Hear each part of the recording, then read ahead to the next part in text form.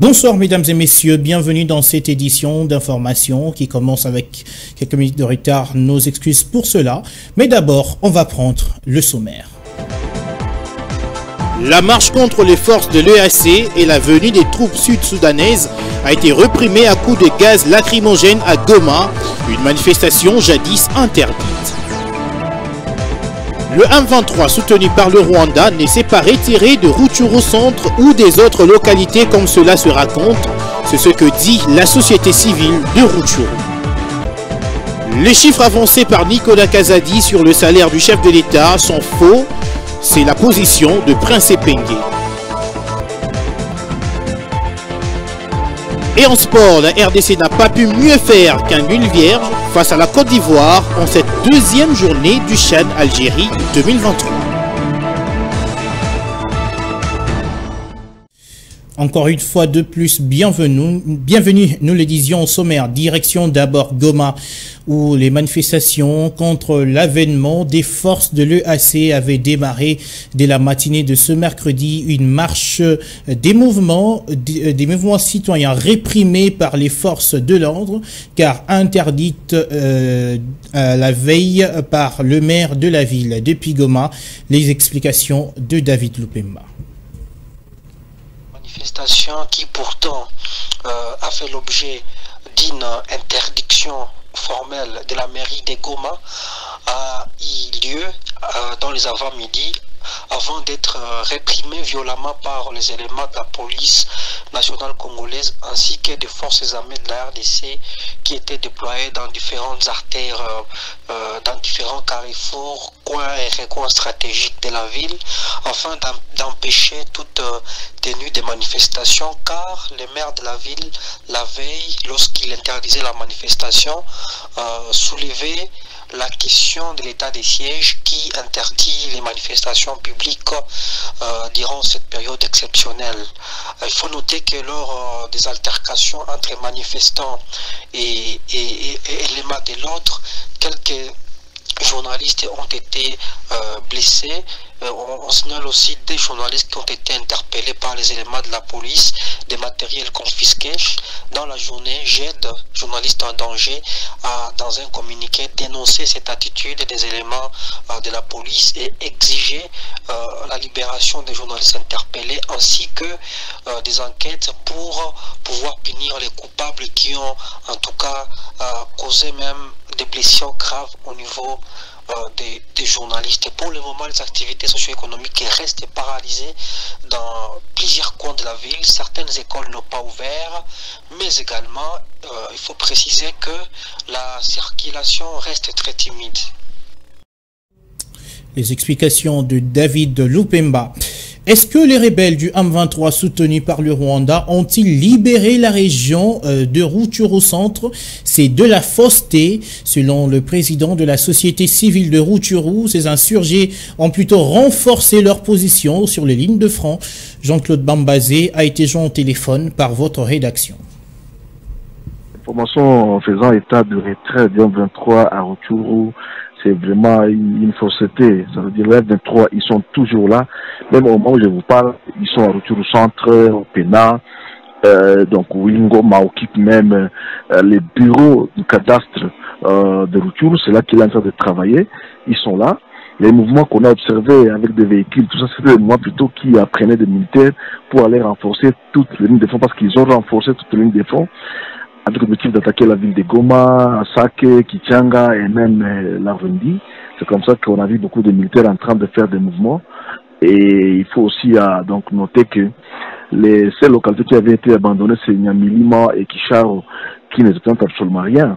Mais sinon, dans toutes les lignes de front, ils sont toujours là, très engagés même plus qu'avant. Mais il y a la population qui dit qu'il y aurait complicité entre les forces de l'EAC et les rebelles du M23. Comment vous réagissez face à cela?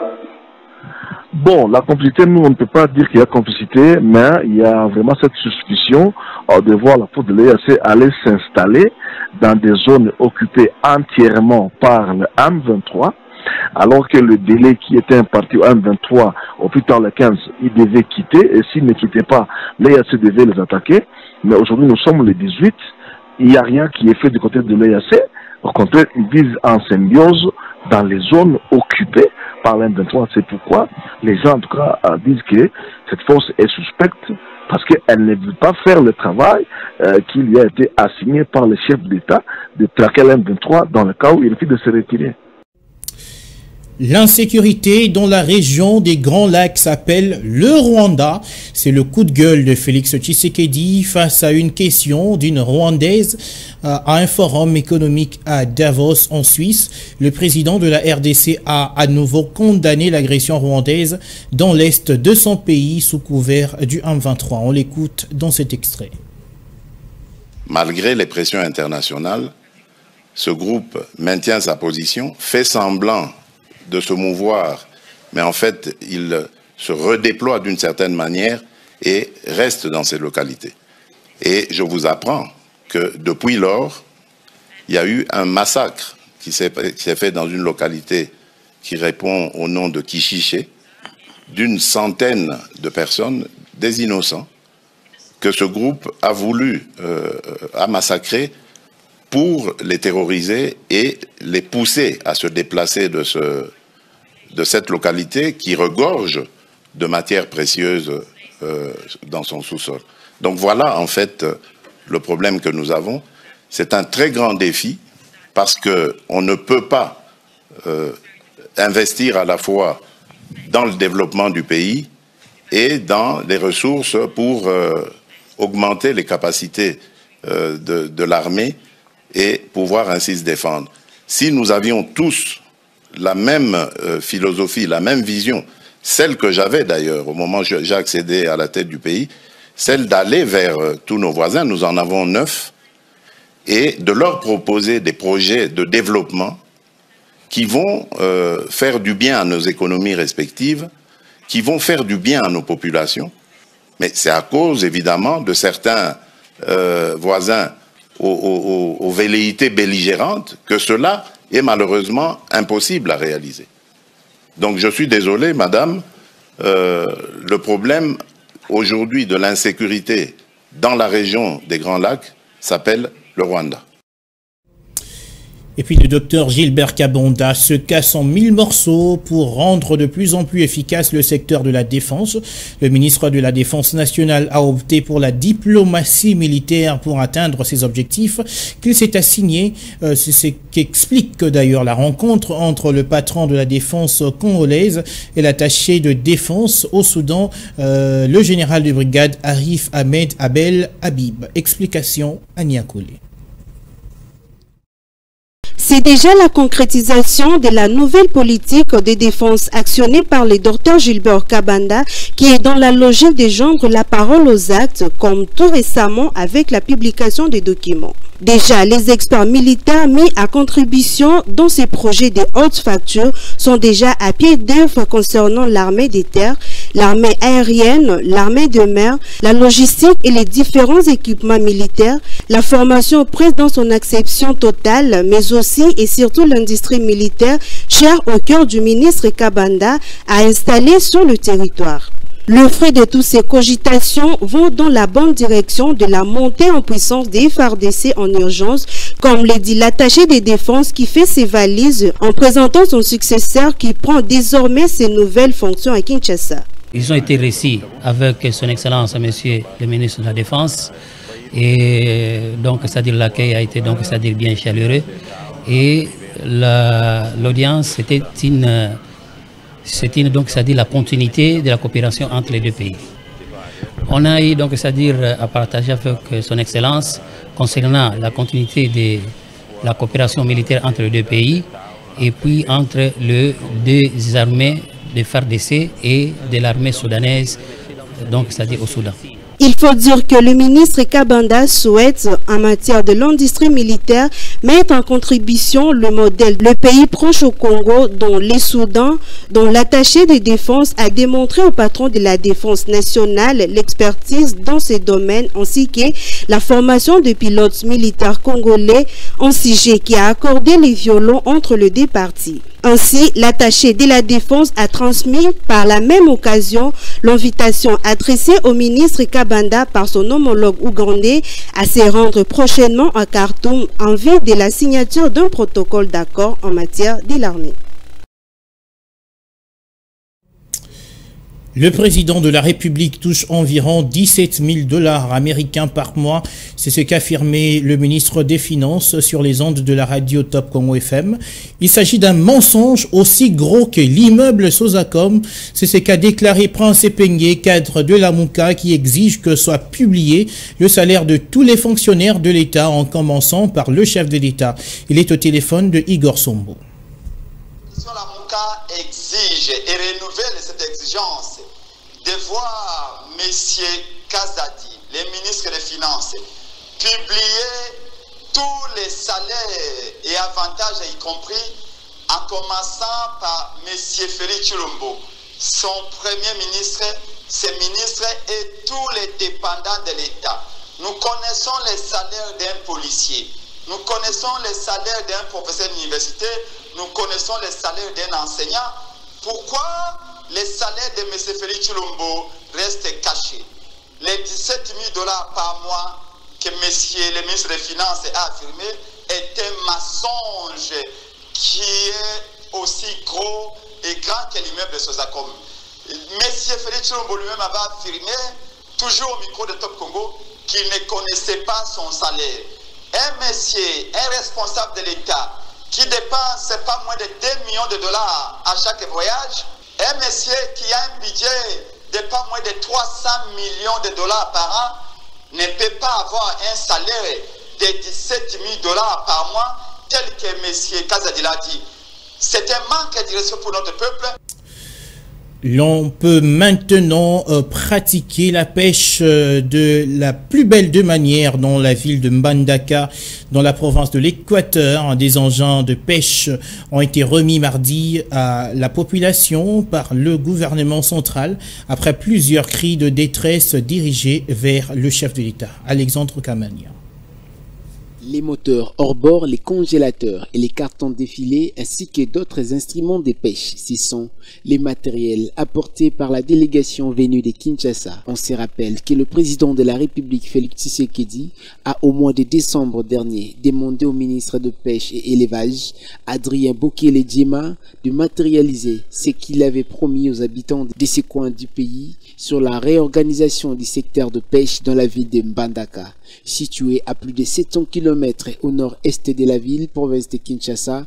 Ainsi, cette dotation justifie la réalisation des promesses du chef de l'État congolais aux Équatoriens, avec pour objectif précis l'identification des associations des pêcheurs et la construction d'un port moderne, afin de réorganiser les activités de pêche pour l'intérêt général entre la province bénéficiaire et Kinshasa, ce qui paraît un motif de satisfaction pour les habitants d'Mbandaka qui ont clamé et réitéré leur soutien et remerciements à l'endroit du chef de l'État, Félix Tshisekedi Tshilombo.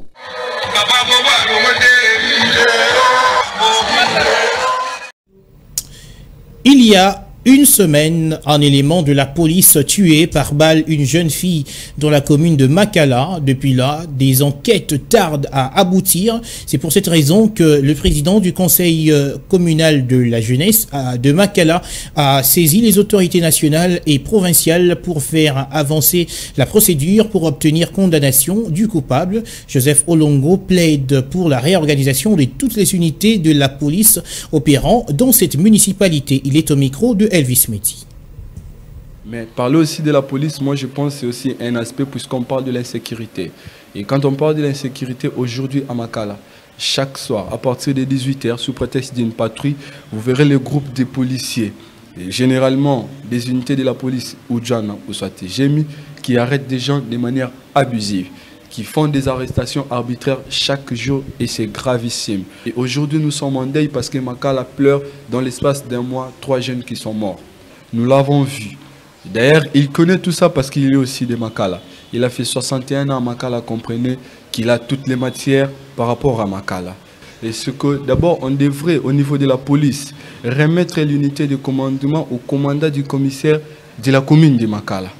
Contrairement à ce qui se fait actuellement, Les gens de Gémi ont leur chef respectif, qui d'ailleurs n'est pas à Makala.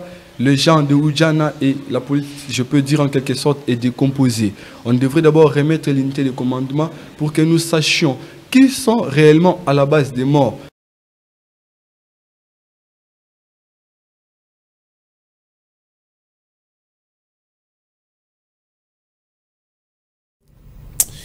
Et puis, ils ont passé 2 ans sans aucune fois toucher à leur salaire. Les agents et fonctionnaires de la prison centrale de Kananga au Kasaï central menacent d'aller en grève. Ils l'ont fait savoir dans une déclaration lue le mardi où ils ont fait part de leurs difficultés de survie. On fait le point avec Alexandre Paulin-Cavania. Ces agents disent essoufflés par l'impaiement de leur salaire qui ne leur permet pas de vivre, alors qu'étant agents et fonctionnaires de l'État, censés jouir de tout le droit comme tous les autres. Plus de 2 ans sans salaire, certains d'entre les travailleurs de la prison centrale de Kananga se posent encore la question quand est-ce que leur situation trouvera-t-elle une solution. Car dit-on, un ventre affamé n'a point d'oreille. Nous sommes prêts à être corrompus et libérer même les détenus. Ont-ils menacé ainsi leurs souhaits et de voir le gouvernement agir avec une promptitude afin d'éviter le pire. Par ailleurs, ils ont également fait part de l'explosion du nombre de détenus dans cette maison carcérale qui compte à ce jour 645 prisonniers au lieu de 500 comme initialement prévu, soit un accroissement de 29%. Aussi, la quasi-absence de l'eau et du courant serait la cause des mortalités régulières dans cette prison. Et puis c'est le grincement des dents pour ceux qui empruntent la route Madimba dans la commune de Kisanso. Cette voie importante est complètement délabrée et rend très difficile la circulation pour les piétons et les motards. C'est un reportage de Gaylor Mouya et Divinciala.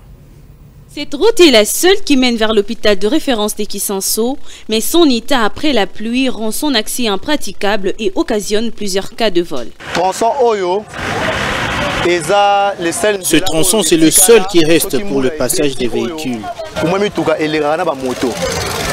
Il se fait que lorsqu'il pleut, il n'y a pas d'accès dans d'autres directions. Regardez, lorsqu'il pleut, eh bien c'est toujours comme ça.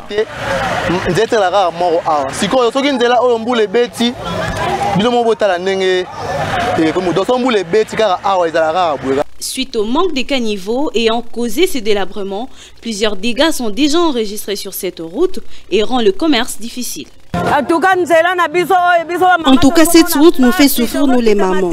Nous allons m'attêter pour acheter le marchandise, mais regardez par vous-même, nos marchandises ne peuvent pas passer. Rappelons que les travaux de réhabilitation se sont arrêtés en mi-chemin et pénalisent la population. Et puis on termine en sport, CHAN Algérie 2023, deuxième journée, deuxième match nul pour les Léopards de la RDC qui ont affronté ce soir les éléphants de la Côte d'Ivoire, 0 but partout, score final au bout d'un match où la RDC a manqué de se créer des occasions et que la Côte d'Ivoire, elle, a plutôt manqué de concrétiser des actions. Et puis tout à l'heure, Sénégal-Ouganda, le match vient tout juste de démarrer. Vers la mi-temps, vous allez retrouver Lionel Ngolo pour les commentaires de cette rencontre. C'est la fin de ce journal. Tout de suite, le rappel des titres.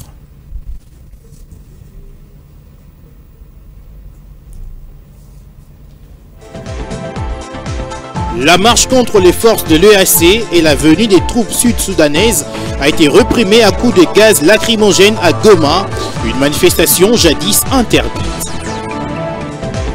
Le M23 soutenu par le Rwanda ne s'est pas retiré de Rutshuru Centre ou des autres localités comme cela se raconte. C'est ce que dit la société civile de Rutshuru.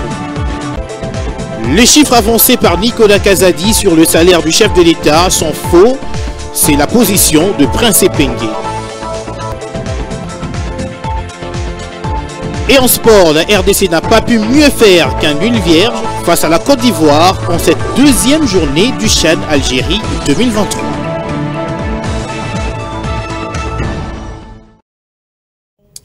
Voilà donc pour le rappel des titres. Je rappelle également que juste après ce journal, c'est le match qui se poursuit. À la mi-temps, vous allez retrouver Lionel Ngolo pour justement les commentaires. À très bientôt.